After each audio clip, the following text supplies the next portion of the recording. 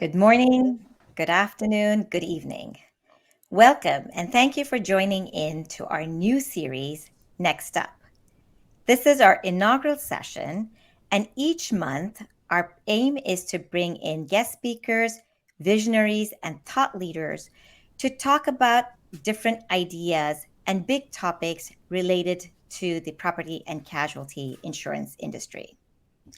Quick introduction, I'm Shivani Govil, and I'm the Chief Product Officer at CCC Intelligent Solutions, and I'm joined by my colleague, Manju Bansal, who leads ecosystems and partnerships, and together we will be tag teaming on these series.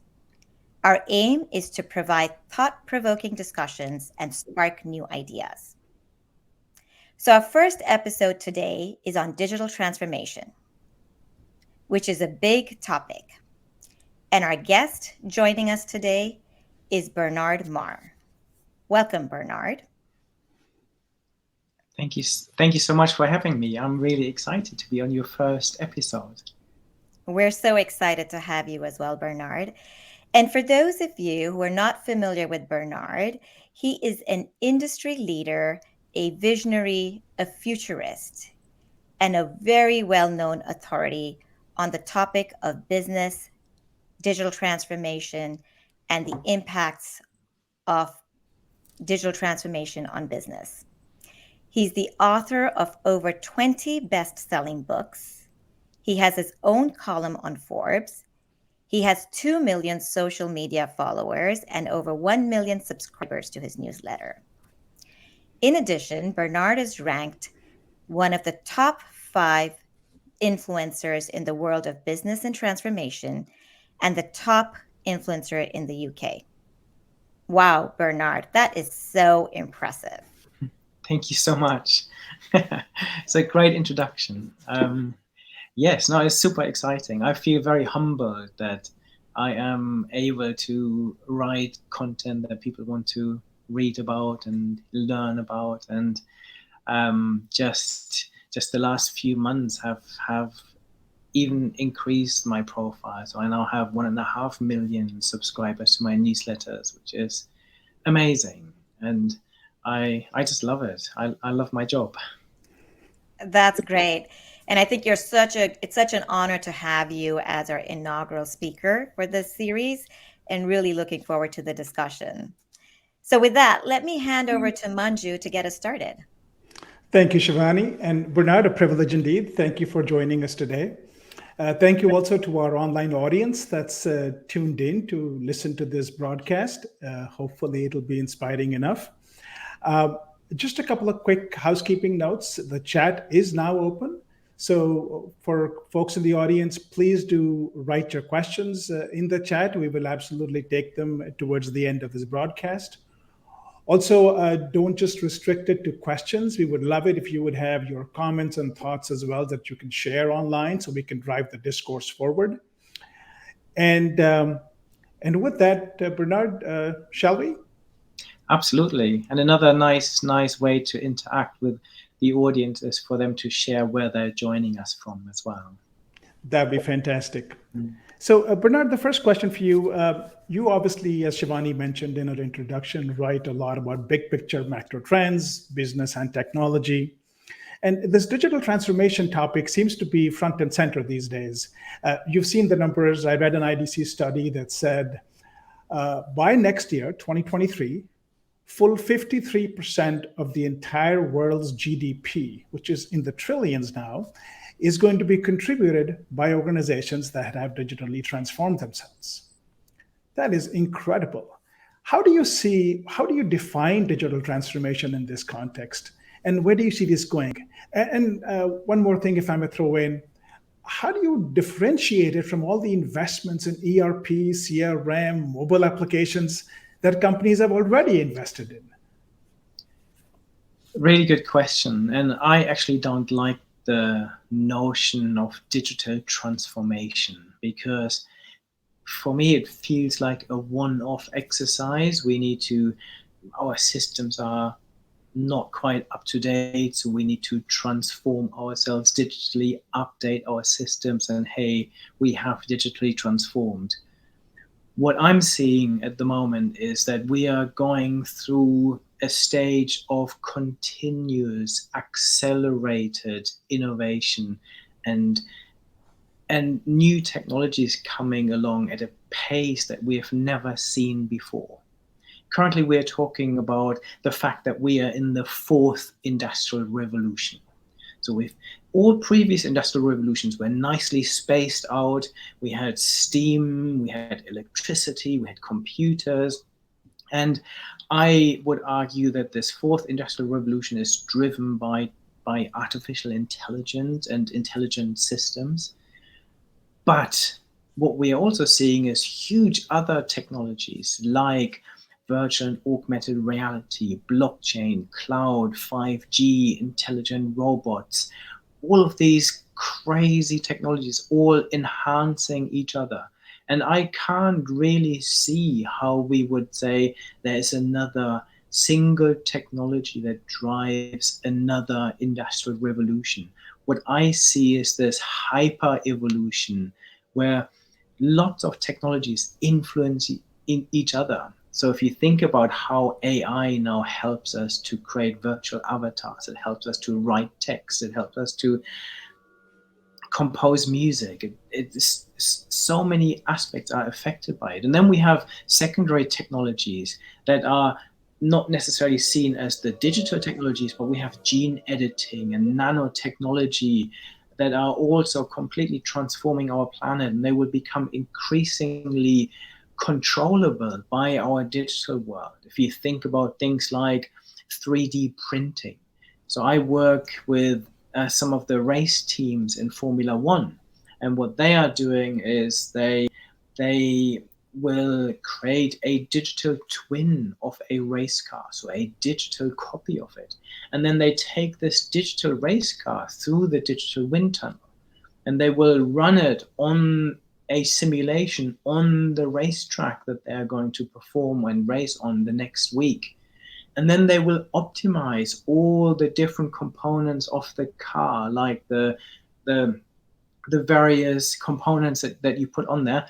And then they press a button and they will 3D print those components. So what we're seeing at the moment is this merging of the digital and the real world. And we see something similar in gene editing, where we can now digitally change and almost copy and paste components of genes to change plants, to change animals, and potentially change humans. So this is all of these combined will mean we will have faster, more crazy digital transformation happening. And what this means for organizations is it will mean they have to very carefully think about how they are organized. They need to be more agile. They need to be in a position to embrace all of these technologies and run with them much faster than they ever needed to do this before. And where does data come into this whole play? I would imagine that data would be sort of the foundation for enabling all these technologies to rapidly evolve and make an impact in the real business world. Where do you see that game playing out? Yeah, and your assessment is absolutely right. Data is the foundation for this new fourth industrial revolution. We look at some of the key technologies we've just talked about. Data is enabling them. We wouldn't have AI or machine learning or extended reality or blockchain or any of these technologies. And then we have other technologies that are enabling the capturing of data and the transmission of data, from 5G to cloud to sensor technology, the Internet of Things. And what this means is that data is now moving right into the center of organizations' strategy. And I believe firmly that today every single company on the planet has to be an AI company. AI is the most powerful technology humans have ever had access to, and the soil or fuel for AI is data, as well as I like to use the word soil because fuel is slightly outdated, and soil gives us this metaphor of actually we're growing something from it. We need to nurture our data and then use it to grow something out of it and add value. And I feel lots of organizations have not really understood this yet. They haven't really understood that data has now become their number one business asset, alongside talented people. And when we talk about talented people, there's a huge skills gap about in the area of data science, data literacy, being able to use data effectively. And there's just a lack of awareness of the importance of data, and a real challenge for many organizations, especially in the industry that you are involved with and that we're talking about here today, the whole automotive space, the insurance space. Those organizations have been around for a long time. They have huge challenges in terms of updating some of their legacy systems and move some of this to a more modern data architecture that lives in the cloud, where you can simply, once your data is in the cloud, you can then access a lot of those amazing technologies that I've just talked about. So if you wanted to have artificial intelligence or machine learning algorithms that allow you to process natural language, or that allow you to do machine vision technology to recognize images, you can simply switch these on as a service once your data is stored in these modern cloud architecture. So a real challenge there on so many different levels. Well, And thank Bernard, you so much. I wanted to go back to something you said earlier about all the different technologies and the pace at which these technologies are coming out. And there's a thought that I really ascribe towards, which is the change in pace in technology is so rapid today, and tomorrow it's even going to be even faster than what it is today. Yeah. And as you think about all this technology proliferation, you started touching upon the industry and the automotives. And, it feels like the automotive industry is at the forefront of a lot of this technology proliferation, whether you think about autonomous vehicles, ADAS capabilities, connected cars. I grew up watching a cartoon called Jetsons, which always sparked my imagination. And that's not so much a sci-fi fantasy anymore. It's we're seeing this become reality. I know you've written about companies like Whisk that are working on flying cars. Would love to get your thoughts on how do you see these digital technologies impacting the auto landscape? I almost wonder, is it a partnership between Detroit and Silicon Valley, or, where do you see this going?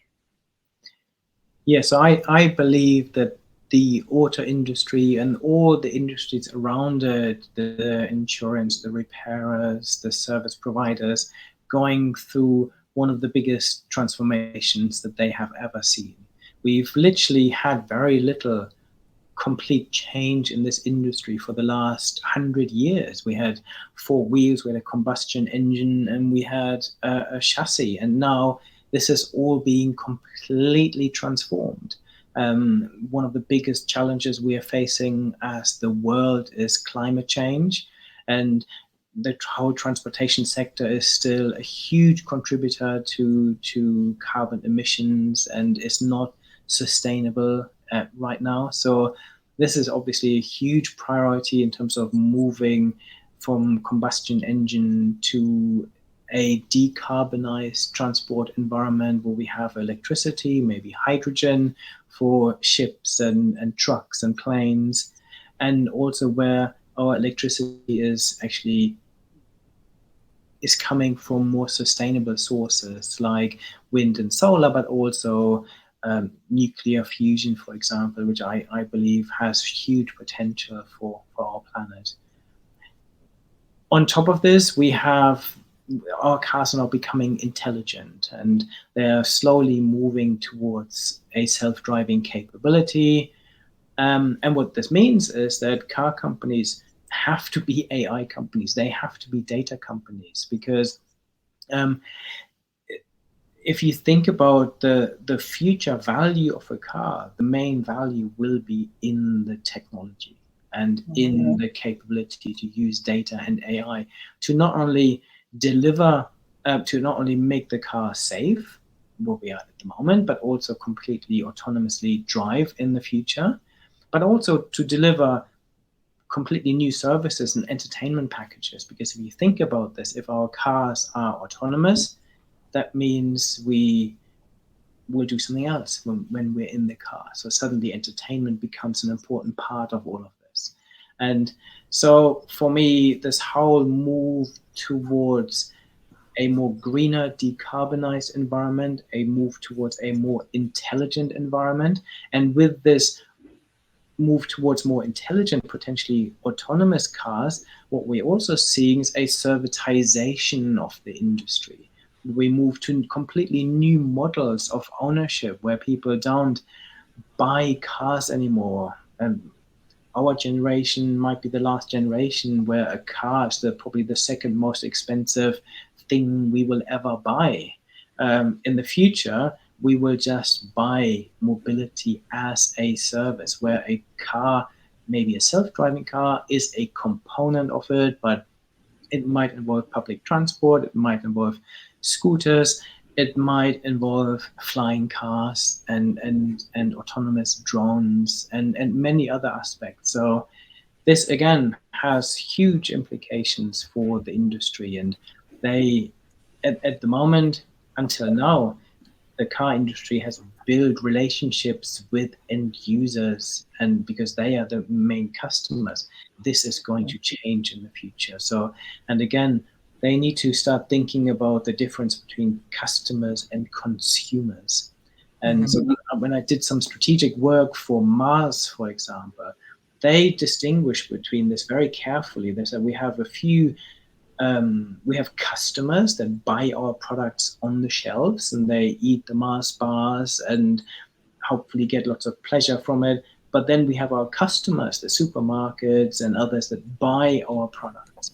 And both of those have very different value propositions. And this is something that the car industry really needs to get to grips with, that this is changing at the moment. Sorry. Bernard, I want to take you back to the AI piece slightly. So, the old saying that software is eating the world and AI is eating software. And, right? And now it's almost become that AI, and by extension, of course, the larger technology framework, is becoming a very critical component of success, no matter the industry you're in.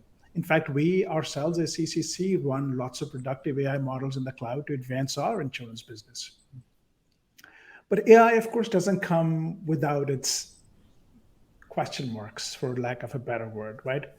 There's ethics, there's fairness, there's potential job losses. How do you see AI scaling up? And what kind of things should organizations be thinking of as they grapple with this and start adopting and mainstreaming this technology as a critical component of what they do? Super interesting question, and I could talk now for the next 3 days. The different aspects you've touched on.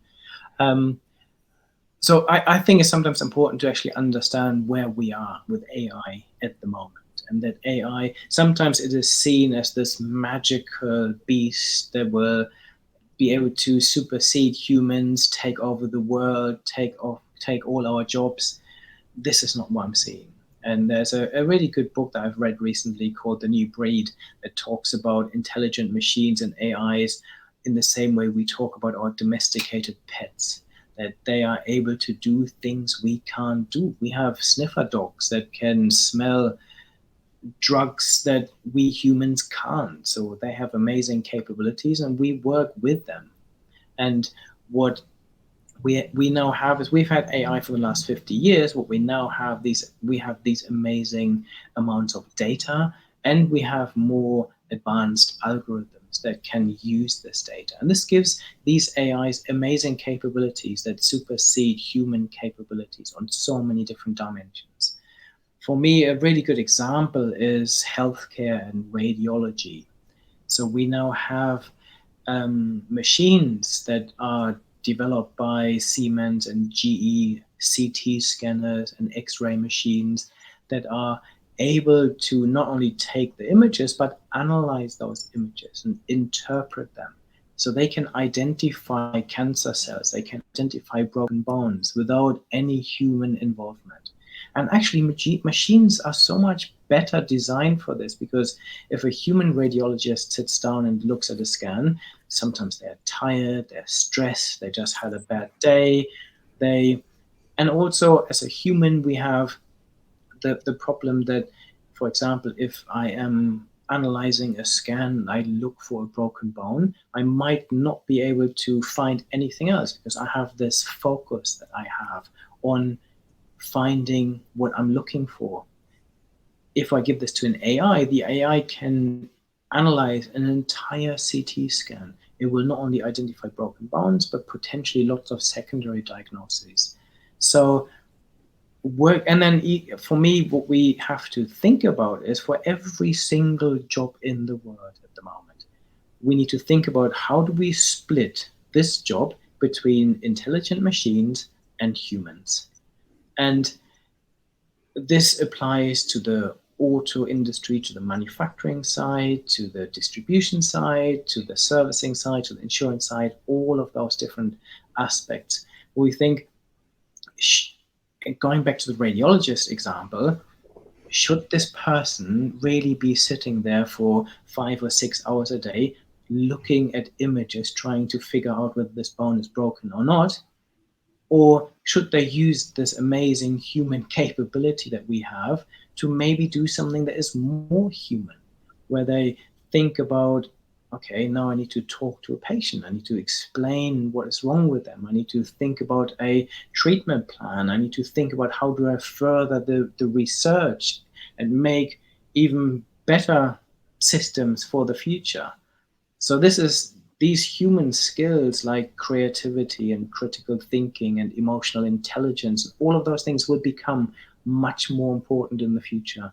And actually, some of the more mundane things that we can outsource to machines, we very often should, because we humans have these amazing capabilities and we're not using them. We're almost dumbing ourselves down. And if we look honestly at our job and think about, okay, which bits can I give to a machine?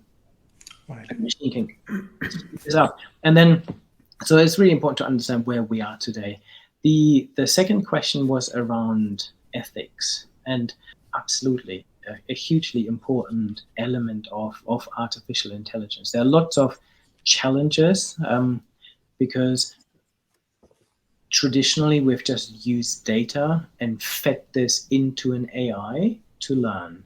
And if the data is, of course, data from the past, because we can't have data from the future, and this might be biased in lots of different ways. So for me, if we took all the data of past presidents of the US and then fed this into a model and said, what should a president look like, we would find another middle-aged man in the future. So, however, what we're doing now, people are becoming more aware of this and saying, actually, there is a potential bias, and maybe we need to counteract this. We need to better understand what parameters we use. And for me, that's a really interesting challenge, because if we think about how AIs have evolved, now we have what we call machine learning algorithms. So instead of writing a piece of computer code that says, you take this bit of data, use it in this specific way for an outcome. This is something we've had for 30 years. We've had the ability to recognize, for example, handwriting on an address label, for example, or something we put into the postal system. And because we know the rules, I know what an A looks like, a B, a C looks like, and then I can create a statistical model saying this is likely to be an A, a B, or a C, and then those work, because I understand the rules. Machines have struggled with in the past is where they can't explain the rules, where we talk about tacit knowledge, so things that we have learned through experience. I can't explain how I'm able to ride a bike.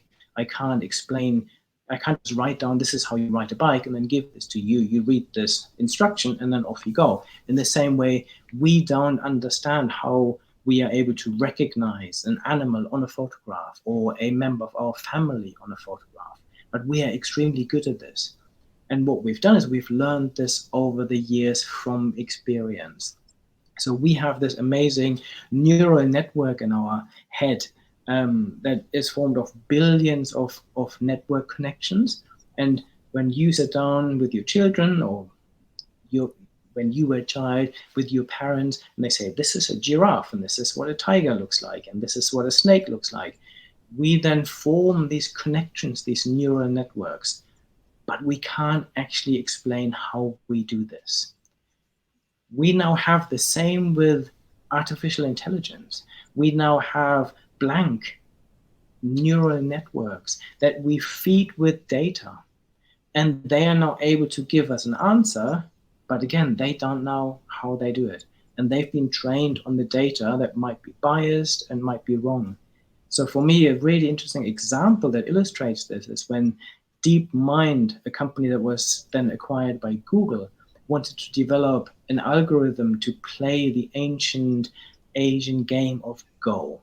And we've had chess playing AIs for a very long time, but Go is more complex. It's 1 billion times more complex than chess, and no computing power in the world can be used to calculate all possible moves.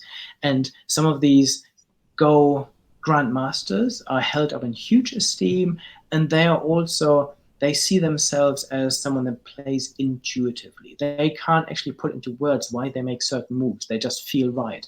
So the first version that DeepMind created was an algorithm that was fed by data of all human games that have ever been recorded. And this system became amazingly good at playing Go. But then they thought, hey, why do we limit ourselves with all the information we have about humans? How about we give the system a complete blank neural network, and only the rules of the game and the end result you are aiming for, and then we put 2 neural networks against each other to play. And these blank systems very quickly became much better than anything that has been programmed by humans, because they learn from their own experience. And this is possibly the first time when an AI became creative, because when Lee Sedol, who was then the world Go champion, was competing against Alpha Zero, the system made a move that actually made Lee Sedol laugh. He thought, this is crazy. I've never seen this before. And some of the commentators said, okay, this is obviously a great example of computers not working yet, but maybe we'll get there at some point. What became very clear halfway through the game is that this was the winning move. But no human player had ever played this before. And this is the stage where we are now with AI, that we can generate new content, creative content. We can generate images that have never existed before. We can generate books and texts that have not existed before. And this will have real implications for how we will split the work between humans and machines.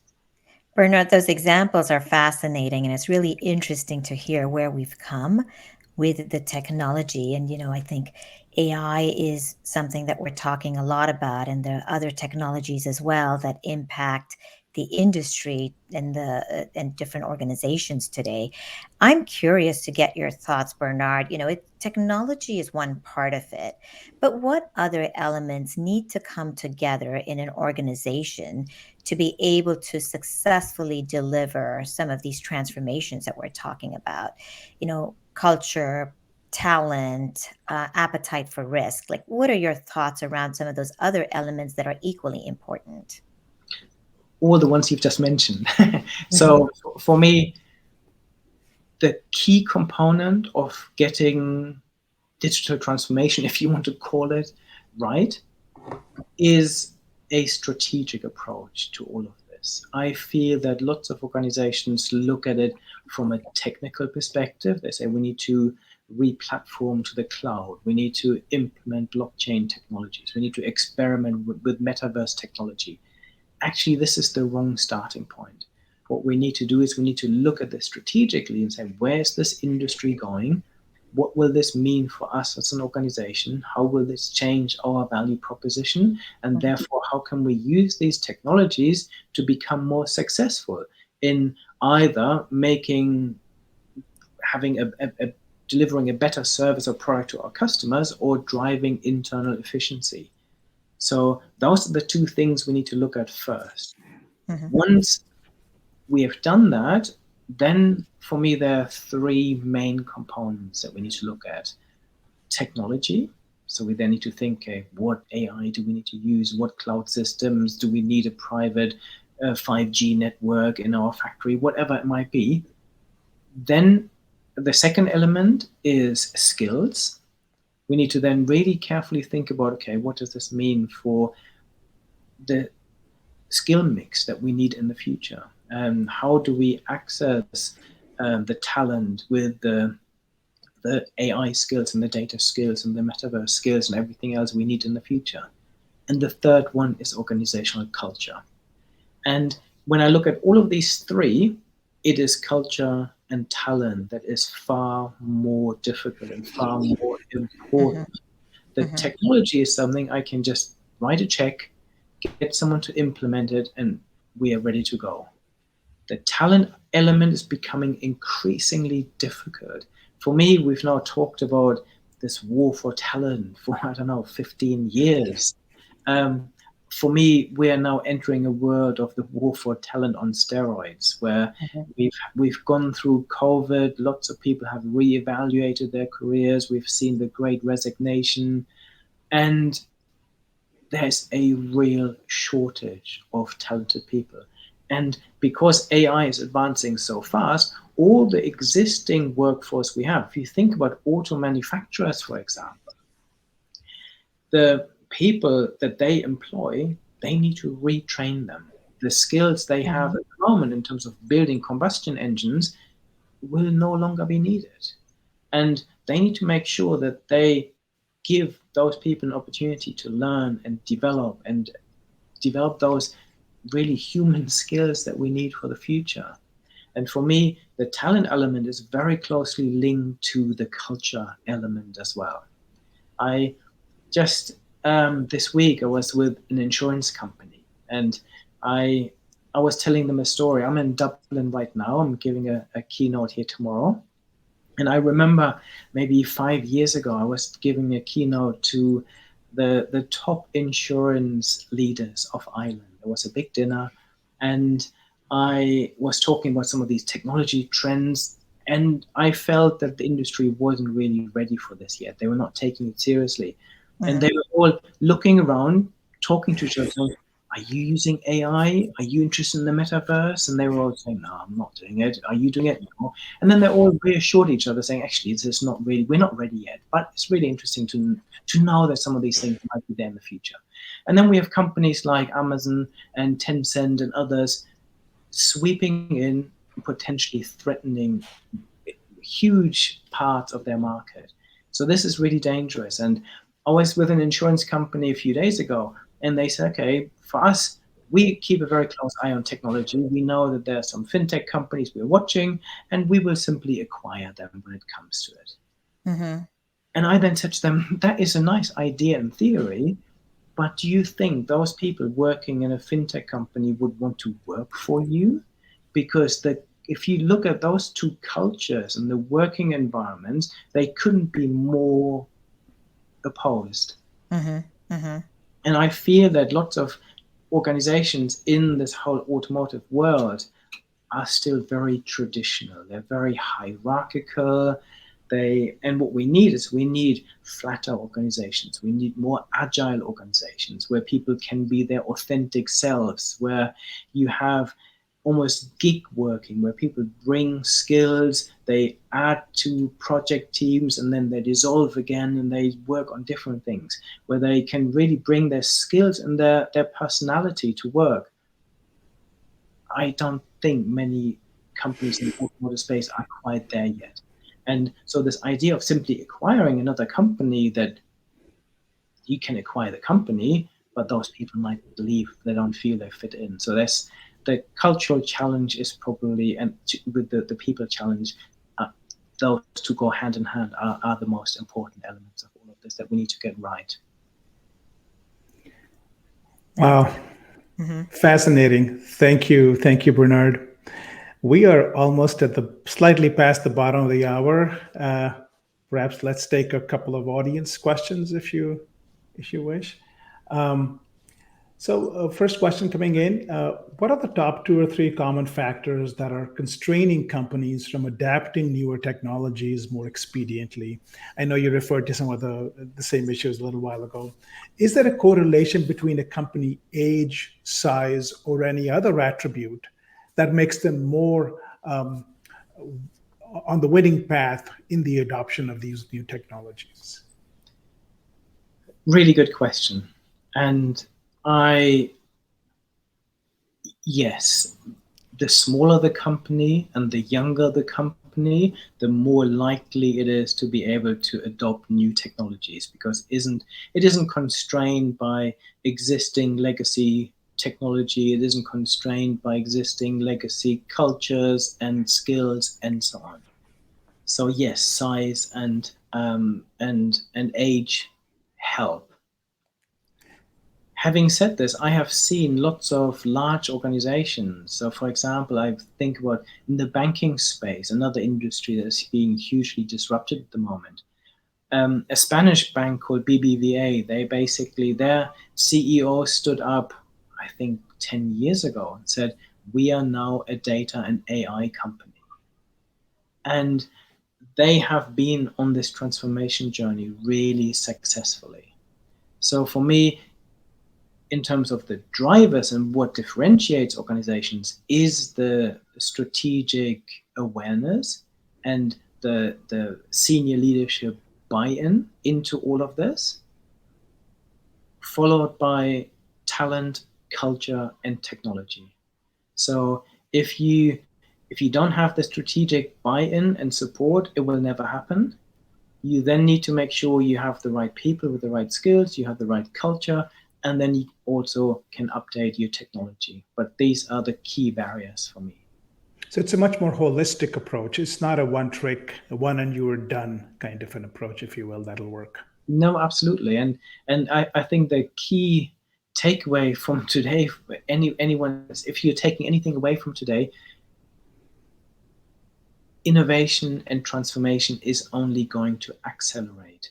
There are other amazing technologies that we haven't even touched on today, like quantum computing and others, Right. that will accelerate all of this. So this means we need to create completely new organizations and organizational systems that allow us to operate in this new hyper evolving world. And the second question that came in on the chat, but I think you partly answered it, but I'll ask it anyway, is with so many advancements in technology and methods to manage and analyze data, is there a single piece of advice you can give to companies, or more specifically in our insurance business, to say, look, as you want to evolve from being a traditional, like the the people you met in Ireland at that fancy dinner, into a more AI-driven company, what would you do? I know you touched upon the people part, the technology, the training, et cetera, but is there any, from an AI perspective, is there something else they ought to be thinking of? Yeah, for me, I've just written a book called Future Skills, because after every presentation I give, people say, okay, where does this leave humans? And I looked at the 20 skills that we will all need to succeed in the future. And the first skill I talk about is digital intelligence. And this basically means being able to understand some of these major technology trends and think through the implications for your own industry and your own job. Everyone can do this. I just this week I published a video on my YouTube channel about the 5 biggest technology trends for 2023. And this is a really good starting point. Look at those technology trends and think about, okay, what will those mean for my business, for or even for your own, for personal, you can look at this as an individual and say, what does it mean for my job, for my future career prospect, for my skills? How are my skills aligned with all of this? Where do I have gaps?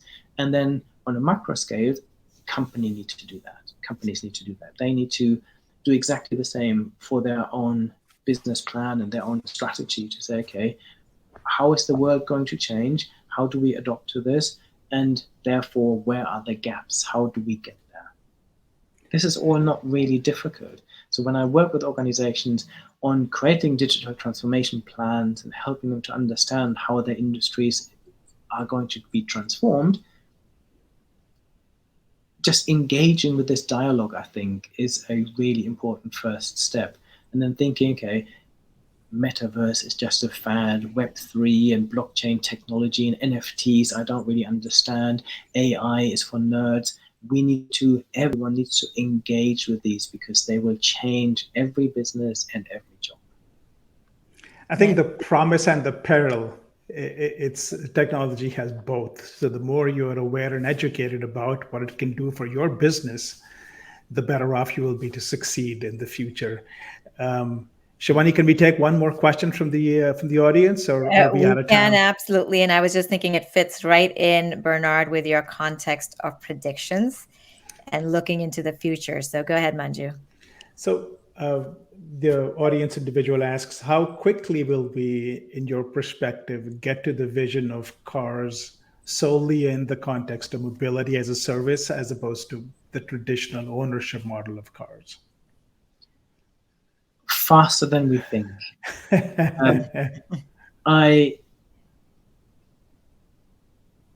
The thing is, with all of these technologies, there's always so much hype. So I started writing about self-driving cars 10 years ago, and people think, okay, they're just around the corner. And then with every technology go through this hype cycle, it gets hyped up, then there's a bit of disillusionment, and then the real development and applications start. They address some of the barriers. There are a number of barriers, but if you look of how pushy organizations like Tesla are with this technology, this week they will announce their next evolution of their self-driving and autonomous driving technology, and their advancements are so rapid that I believe we will see this very soon. And I've recently seen a trial of a self-driving car company operating in Delhi in India. And anyone who has ever been to Delhi or driven there or been driven there knows that this is probably the most crazy scenario you can ever imagine yourself driving in, where you have lots of scooters and bikes and pedestrians and elephants and everything in between, all driving as if there were absolutely no rules on the road. And those cars can navigate there pretty well. And if you think, this for me is an indication of where this is all going.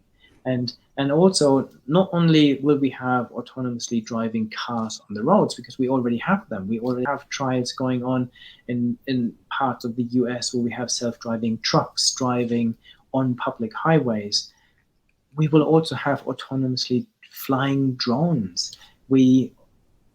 Places like Dubai are building an infrastructure environment at the moment for autonomously flying passenger drones, where instead of ordering an Uber, you order a drone, you go to the top of the skyscraper, it picks you up and takes you home with no pilot in it. And they had a Virgin flight with the Crown Prince of Dubai, I believe 6 years ago now. So this all will come, and we had a setback through COVID and other things that made it a bit more difficult, but there's so much investment going in and so many amazing benefits for lots of organizations that will come out of this, that we will see this very soon. Wow, all this talk about the future gives me goosebumps and really makes me excited for the opportunities ahead. I think we're on time. It's time to call it a wrap. Bernard, thank you so much for joining us. This has been a fascinating discussion And like you said, I think we could go on for days talking about some of these topics, and I wish we had that time. Thank you to the audience for joining us today. I hope you found it interesting, engaging. Send us your comments. We will be back next month with another riveting topic and another engaging guest speaker. So please stay tuned to LinkedIn, where we will post the details. And Manju, thank you so much for co-hosting Pleasure. with me, and enjoyed doing it together. A pleasure. Thank you, Bernard. Really do appreciate your time today. That was such fun. Thank you so much. I really enjoyed it, and hopefully we can do this again soon. Love it. Fantastic. Thanks, everyone. Have a Bye-bye. great rest of the day. Bye-bye. Thank you. Bye bye.